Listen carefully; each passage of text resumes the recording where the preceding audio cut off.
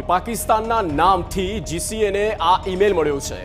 GCA Gujarat cricket association એને આ મેલ મળ્યો છે।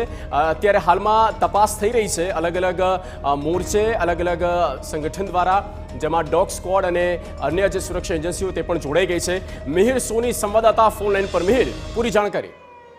જગદીશ, અમદાવાદના નરેન્દ્ર મોદી સ્ટેડિયમને બોમ્બથી ઉડાવી દેવાની ધમકીભર્યો ઈમેલ છે તે મળ્યો છે। પાકિસ્તાનના નામથી જીસીએ ના ઓફિશિયલ ઈમેલ પર આ મેલ છે તે આવ્યો છે। ઇંગ્લિશમાં we will blast your stadium કરી અને મેલ છે તે કરવામાં આવ્યો છે। આ ઈમેલ મળતાની સાથે જ અત્યારે હાલ ચાંદખેડા પોલીસ, બીડીડીએસ, બોમ્બ સ્ક્વોડની ટીમ, ડોગ સ્ક્વોડ સહિતની ટીમ દ્વારા ચેકિંગ છે તે કરવામાં આવી રહ્યું છે।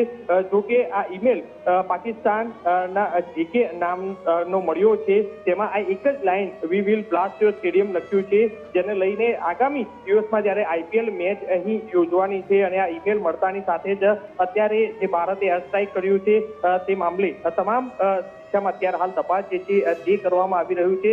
અત્યારે આ ઈમેલ ક્યાંથી આવ્યો છે જેને લઈને સાયબર ક્રાઇમ બ્રાન્ચની ટીમ છે તેને તપાસ શરૂ કર્યું છે, કારણ કે ઈમેલનું આઈપી એડ્રેસ કયું છે તે દિશામાં તપાસ કરવામાં આવી રહ્યું છે કે જે આ સાચા અર્થે જ ધમકીભર્યો મેલ કરવામાં આવ્યો છે કે કોઈ અન્ય કારણથી લોકોને ડરાવવા માટે કે લોકોને પેનિક કરવા માટે આ કરવામાં આવ્યું છે, જેને લઈને હાલ સાયબર ક્રાઇમ બ્રાન્ચ દ્વારા પણ તપાસ જે છે તે કરવામાં આવી રહી છે। જગદીશ, આભાર મિહિર જાણકારી માટે। તો અમદાવાદના નરેન્દ્ર મોદી સ્ટેડિયમને બોમ્બથી ઉડાવી દેવાની ધમકી આપતો આ મેલ આવ્યો છે, બીસીસીઆઈને આ મેલ મળ્યો છે અને અત્યારે હાલમાં તપાસ અલગ અલગ જગ્યા પર થઈ રહી છે।